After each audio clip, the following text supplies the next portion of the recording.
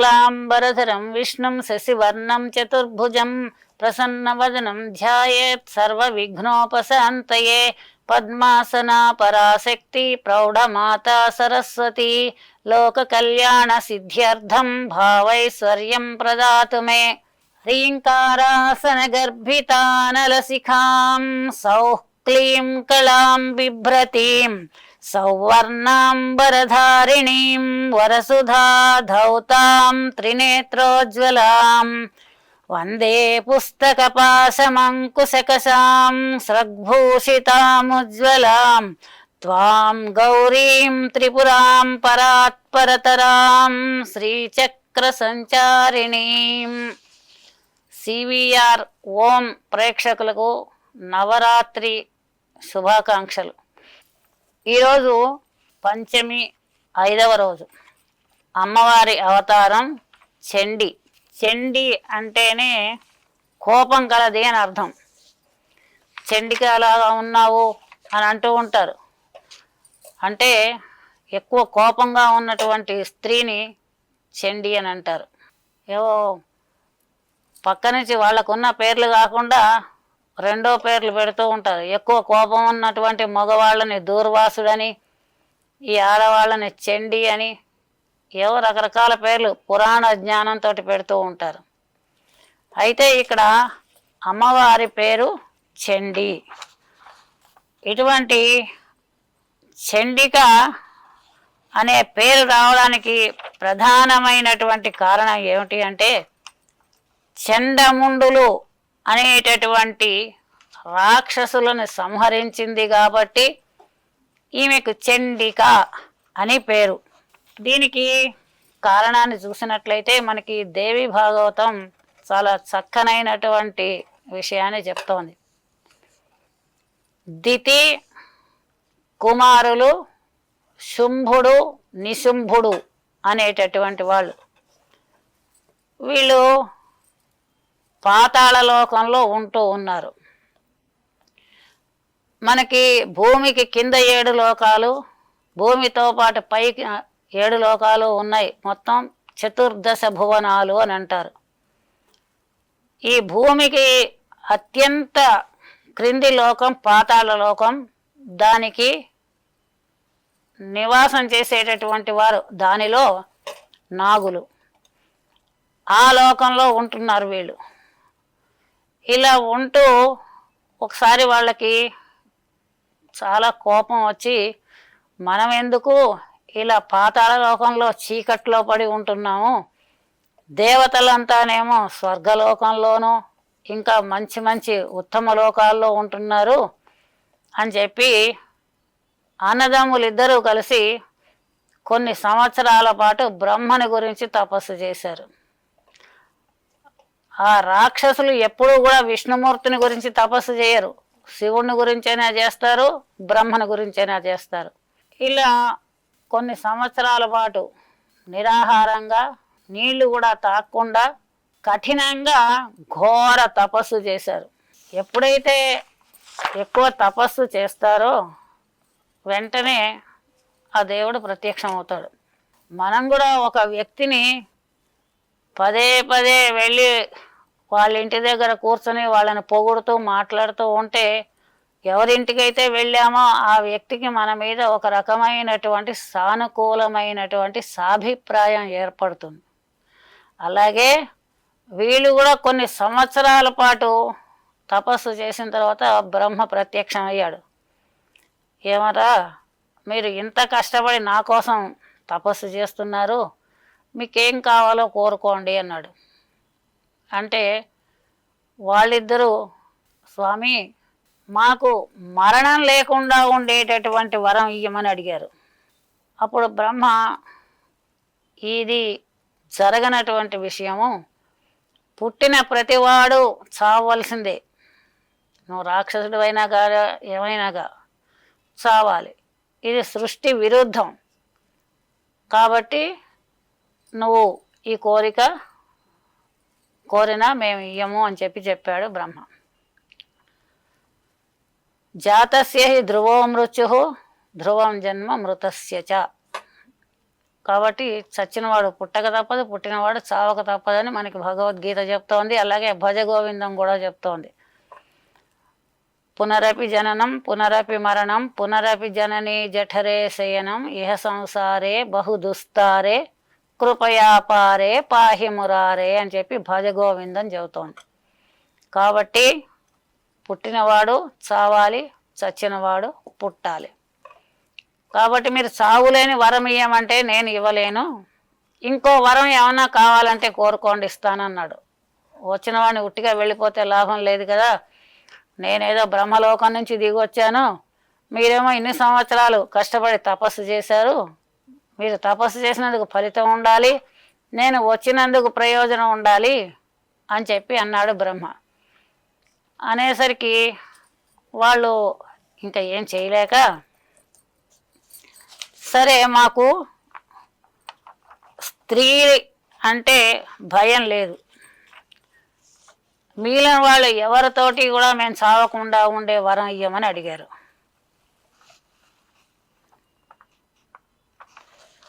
వనితలచే భీతింగన అనుమానము లేదు, మమ్ము నడపంగల ఇంటిని మింట మంట ఎందుం కననగునే దేవా అన్నారు. ఓ స్వామి, వనితల వలన మాకు భయం లేదు, వనితలు వచ్చి మమ్మల్ని చంపేస్తారనేటటువంటి భయం మాకు ఎప్పుడూ లేదు. స్త్రీలు ఏం చేస్తారు, వీళ్ళ ముఖాలు వీళ్ళకేం బలం ఉంటుందా పాడా, మేము మహాబలవంతులమే, పైగా రాక్షసులమే, కాబట్టి ఆ స్త్రీల వలన మాకు భయం లేదు. మమ్ము నడపంగల ఇంటిని మింట మంట ఎందుంగననగునే, మమ్మల్ని అణిచేటటువంటి స్త్రీని ఆకాశంలోనూ భూమి మీద కూడా మేము ఎక్కడ చూడం. కాబట్టి వనిత వలన చచ్చిపోతామని మాకు భయం లేదు, కాబట్టి మిగిలినటువంటి ఎవరి వలన కూడా మాకు చావు లేకుండా వరం ఇయ్యమని చెప్పి అడిగారు బ్రహ్మదేవుడిని.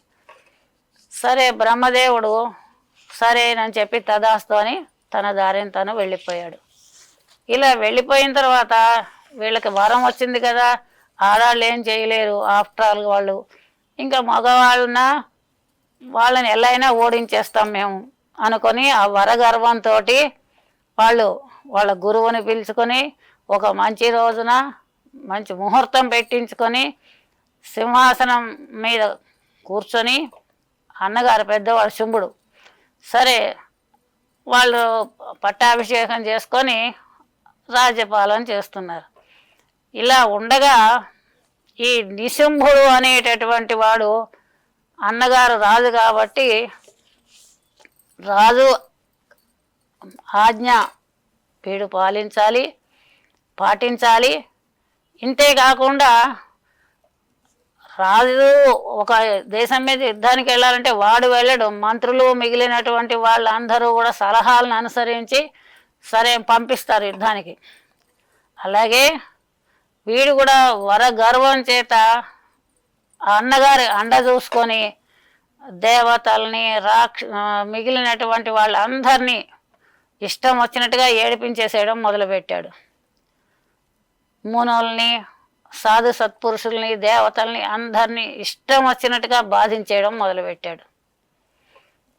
మనం కూడా చూస్తూనే ఉంటాం, మంత్రి గారి చుట్టాలు ఎవరైనా ఉన్నారంటే మా అన్నయ్యో, మా తమ్ముడో, మా బావో ఎవరో మంత్రి అని చెప్పి వీడు గర్వం ఎక్కువగా చూపించి ప్రజల మీద అధికారం చెలాయిస్తూ ఉంటాడు.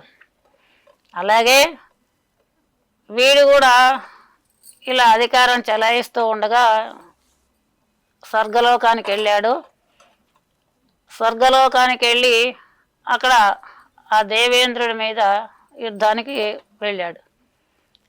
ఆ దేవేంద్రుడు తన భద్రగజాన్ని ఎక్కి ఆ వజ్రాయుధం పుచ్చుకొని ఒక్కటి కొట్టాడు వాడిని, ఈ నిశుంభుడు అనేటటువంటి వాడిని. కొట్టేసరికి వాడు కళ్ళు తిరిగి మూర్చొచ్చి కింద పడ్డాడు. వజ్రాయుధం కదా. పైగా వీళ్ళ ఏడిపింపులు కూడా ఎలా ఉన్నాయి, ఎంత బాధాకరంగా ఉన్నాయంటే, యజ్ఞ భాగాలు వాళ్లే తీసుకోవడం, పర స్త్రీలను లాక్కోవడం, పర ధనాన్ని లాగేసుకోవడం, ఇంకా ఒకటి చెప్పి చెప్పగాని కాదు, మామూలు బాధలు కాదు, మానవుల్ని దేవతల్ని కూడా ఈ ప్రకారంగా చేసి దేవేంద్రుడి మీద యుద్ధానికి పెడితే దేవేంద్రుడు కొట్టాడు. వాడు కళ్ళు తిరిగి కింద పడ్డాడు. ఎప్పుడైతే మూర్చబోయాడో వెంటనే వాళ్ళ అన్నగారు శుంభుడికి చాలా కోపం వచ్చింది. నేను ఇంత గొప్పవాడిని, బ్రహ్మవరం పొందాము మేమిద్దరము కూడాను, పైగా నేను రాజుని, నా తమ్ముణ్ణి ఆఫ్టర్ ఆల్ ఇంద్రుడు కొడతాడా, వాడికి ఎంత ధైర్యం అని చెప్పి వాడు ఇంద్రుడి మీదకి యుద్ధానికి సిద్ధం అవుతారు. ఇలా వీళ్ళందరూ రాక్షసులు ఆ దేవతల్ని ఓడించేసేసి వాళ్ళు దేవతలను కూడా బాధ పెడుతుంటే ఆ ఇంద్రుడు మొదలైన వాళ్ళు స్వర్గాన్ని వదిలిపెట్టి పారిపోతారు. ఏం చేస్తారు, ఏదో శత్రువులు వచ్చి ఇంట్లో పడితే ప్రాణాలైనా రక్షించుకుందామని పారిపోయినట్టుగా వీళ్ళు పారిపోయారు. పారిపోయి వాళ్ళ గురువుకి చెప్పారు, స్వామి గురువు గారు ఈ శుంభ నిశుంభుల ఈ సైన్యం అంతా వచ్చి మన్ని చావగొట్టేస్తోంది, మేమంతా కూడా నానా బాధ పడుతున్నాము, వీళ్ళ నుంచి ఎలా రక్షించుకోవాలో మాకు తెలియటం లేదు, ఏదైనా ఉపాయం చెప్పమని చెప్పి ఆ గురువు గారిని అడిగారు.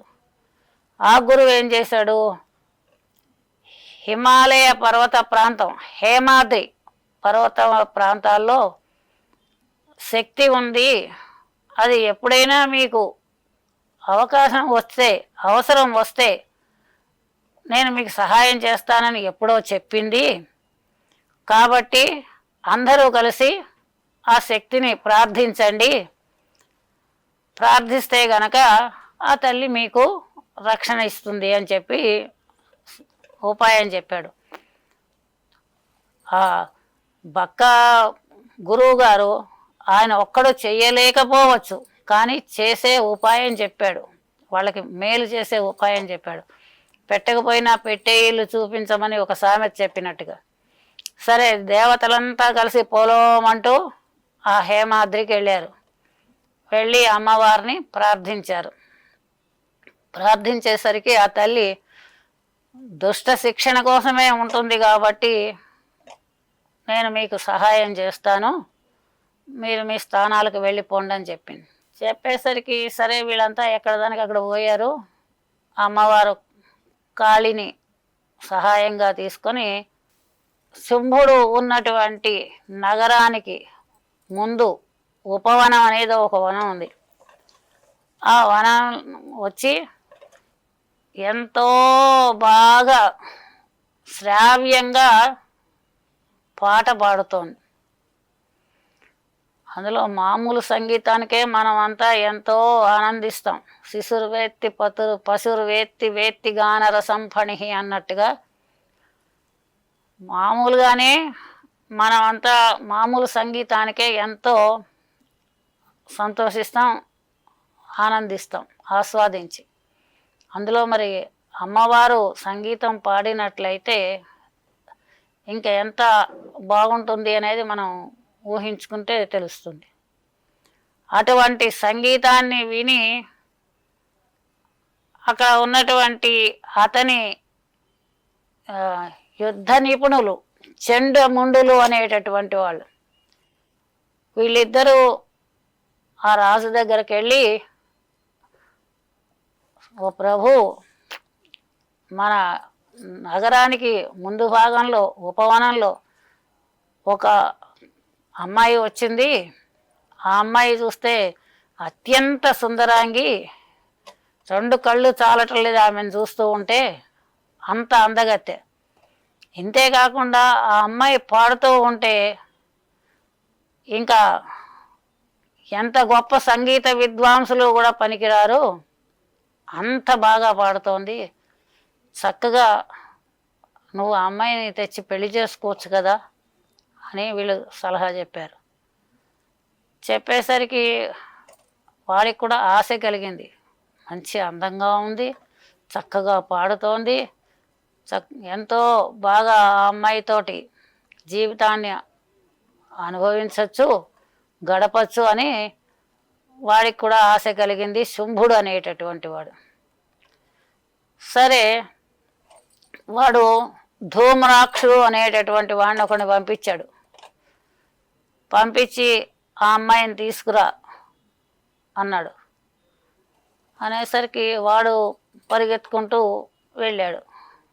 వెళ్ళి ఆమెతో చెప్పేసరికి ఆమె ఒక వెర్రి నవ్వు నవ్వి, మీ వాడు నన్ను పెళ్లి చేసుకునేవాడా అని చెప్పి కొంచెం పరుషంగా మాట్లాడితే ఇద్దరికి యుద్ధం జరిగి ఆ ధూమ్రాక్షుడు అనేటటువంటి వాడిని చంపేసింది.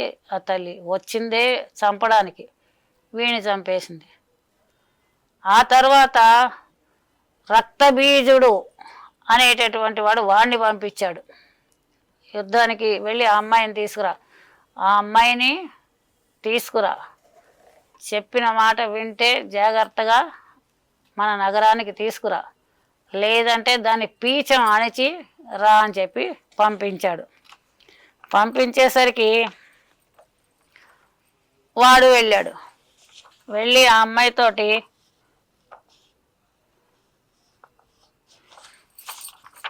మా రాజు చాలా గొప్పవాడు, మామూలు వాడు కాదు, వాడు కామకళా ప్రవీణుడు, సూర్యుడు, అందగాడు, సర్వలోకేశ్వరుడు, కాబట్టి వాణ్ణి భర్తగా గ్రహించమని చెప్పి అమ్మవారితోటి చెప్పాడు. సుందరుండును, కామశాస్త్ర విశారదుండును, సర్వలోకేశ్వరుండును అగు శంభునిన్ భర్తగాగొని త్రిభువన సామ్రాజ్యంబు అనుభవింపు అన్నాడు. ఓ అమ్మాయి, ఎందుకమ్మా ఊరికే అతనితో యుద్ధం చేస్తావు? వాడి బలం ఏమిటో నువ్వు తెలియదు. నువ్వు చూస్తే తీగలాగా సన్నగా ఉన్నావు, బంగారు తీగలాగా సన్నగా అందంగా ఉన్నావు. వాడితోటి నీకు యుద్ధం ఎందుకు? వాడు బలవంతుడు, దేవతలందరినీ కూడా పరిగెత్తించేశాడు. వాళ్ళ పదవులు పోగొట్టుకొని సింహాసనాలు వదిలిపెట్టి వాళ్ళు పరుగు పందెంలో పరిగెత్తినట్టుగా పరిగెత్తుకుపోయారు, స్వర్గం వదిలిపెట్టి. అటువంటి గొప్ప పరాక్రమవంతుడు, వాణ్ణి వివాహం చేసుకోమన్నాడు. సుందరుడు, పైగా అందమైనటువంటి వాడు, కామశాస్త్ర విశారదుడు, మంచి కామశాస్త్రం కూడా తెలిసినటువంటి వాడు, సర్వలోకేశ్వరుండును, సమస్త లోకాలకి కూడా అధిపతి వాడు, వాడే అధికారి, వాడే రాజు. దుర్మార్గుడు చావగొట్టి వాడే నేనే రాజుని అని ప్రకటించుకుంటే చేసేదేముంటుంది మిగిలిన వాళ్ళంతాను? అలాంటి వాడు వీడు. అటువంటి శంభుణ్ణి భర్తగా గ్రహించు, చక్కగాను 3 లోకాలకి కూడా సామ్రాజ్యాన్ని పరిపాలిస్తున్నటువంటి ఈ శంభుణ్ణి వివాహం చేసుకొని సుఖం అనుభవించున్నాడు. 3 లోకాలు ఏమిటి? పాతాళము, మర్త్యము, స్వర్గము. ఈ 3 లోకాల్లో కూడా ఆనందాన్ని అనుభవించు, వాడికి ఎదురు లేదు అని చెప్పాడు. చెప్పేసరికి ఆమె ఒక నవ్వు నవ్వింది. నవ్వి, ఓరి పిచ్చివాడా, నన్నేమనుకుంటున్నావు నువ్వు? ఈ రాక్షసుణ్ణి పెళ్లి చేసుకునేటట్టుగా నేను కనబడుతున్నానా? ఇలాంటి వాళ్ళని నేను ఎంతోమందిని చూశాను, ఎంతోమందిని నేను నరికి పారేశాను, నువ్వెంత, మీ రాజు ఎంత అని చెబుతూ, హరిహరాదులనైన మెచ్చని దాన మూర్ఖ నాతోనిట్ల ముచ్చటింప చూతువే శుంభ నిశుంభులను ఎరుగని ఇటువంటి దుర్మార్గులు ఎందరేని హతులైరి నా చేత అసుర బృందంబులు దేవ కదంబములు తెగినవారు హట్టుల దైత్య సంహారకంబగు కాలము అరుదించే వితధమౌ యత్నమునకు. ఎప్పుడైతే ఆమెను పెళ్లి చేసుకోమన్నాడో వెంటనే ఆమె కోపం వచ్చింది. కోపం వచ్చి, ఇప్పుడు కూడా మనం సమాజంలో కొన్ని చూస్తున్నాం, మనకి అర్హత లేని వాళ్ళని ప్రేమించి పెళ్లి చేసుకున్నట్లయితే అవతల వాళ్ళని చంపేయడం అనేది అతి సామాన్యంగా మనం చూస్తూ ఉన్నాం.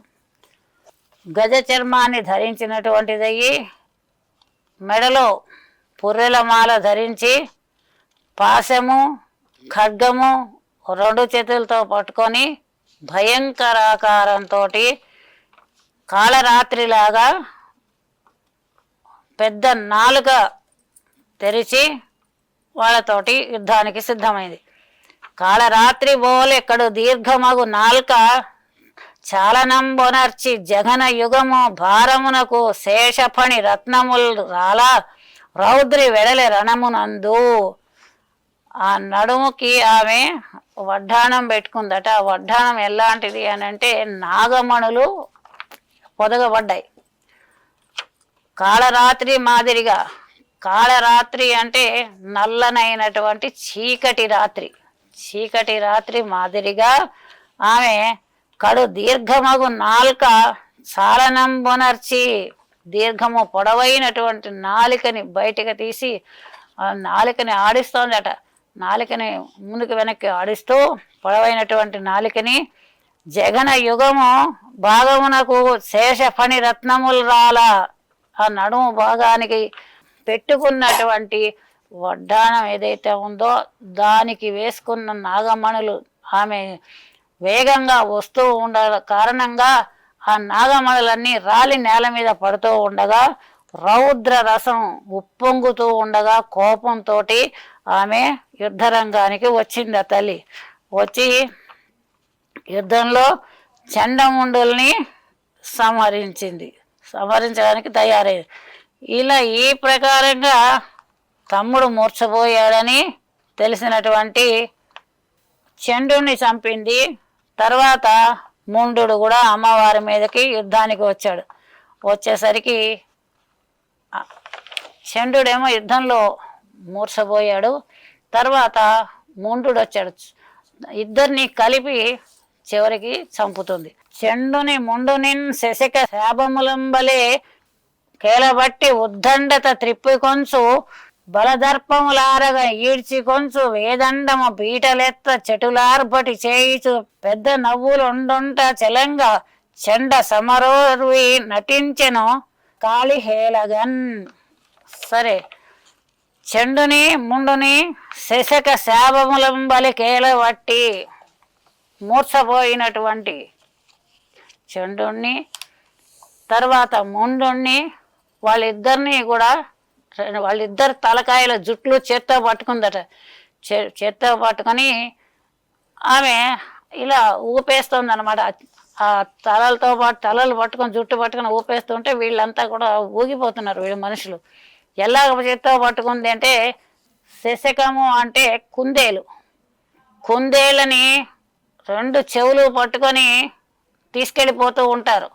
అలాగే చెండముండుల జుట్లని పట్టుకొని ఆ తల్లి ఆ ఊపేసుకుంటూ ఉద్దండత తిప్పికొనుచు ఎంతో తీవ్రంగా వాళ్ళ జుట్లు పట్టుకొని ఇలా తిప్పేస్తూ బలదర్పములారగా ఈడ్చికొంచు వాళ్ళ బలం కాస్త తగ్గిపోయేటట్టుగా నీరసించిపోయేట్టుగా వాళ్ళని ఈడ్చుకుంటూ వేదండము బీటలెత్త, వేదండము అంటే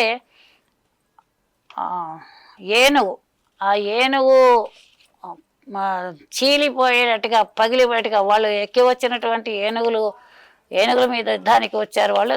ఈ ప్రకారంగా ఆ ఏనుగులు కూడా చీరుకుపోయేటట్టుగా వాళ్ళ మించి ఆ తలలు పట్టుకొని ఊపుకుంటూ పరుగులెట్టుకుంటూ గట్టిగా అరుస్తూ పెద్దగా నవ్వుతూ ఆమె చండ సమరోర్వి నటించెను. తీవ్రమైనటువంటి యుద్ధ రంగంలో నటించి ఈ ప్రకారంగా వాళ్ళ కంఠాలని తురిమేసి నరికేసి చంపేసింది. ఆ కంఠాలు కాస్త తెగినటువంటి ఆ తలలు ఆ నేల మీద దొర్లిపోయాయి. ఈ ప్రకారంగా కేకలు వేసి సంతోషంతో చండముండాసురుని చంపేసి చాలా ఆనందంగా ఆమె ఉంది. ఈ చంపేసినందువలన వీళ్ళ తలల నుంచి మొండాల నుంచి వచ్చినటువంటి రక్తము, తర్వాత ఈమె కత్తి రక్తంతో నిండిపోయి ఉండగా సంతోషంతో కేకలేసింది. అందువలన ఈ తల్లి చండముండులని చంపింది కాబట్టి ఈమెకి చండిక అనేటటువంటి పేరు వచ్చింది. అందుకే ఆ నామాల్లో చండముండాసుర భంజనాయై నమో నమః అని మనకి ఒక నామం కూడా చెప్పబడుతూ ఉంది. ఈ ప్రకారంగా దుష్ట సంహారం చేసినటువంటి తల్లి, కోపంగా ఉన్నటువంటి తల్లి చండిక అయింది.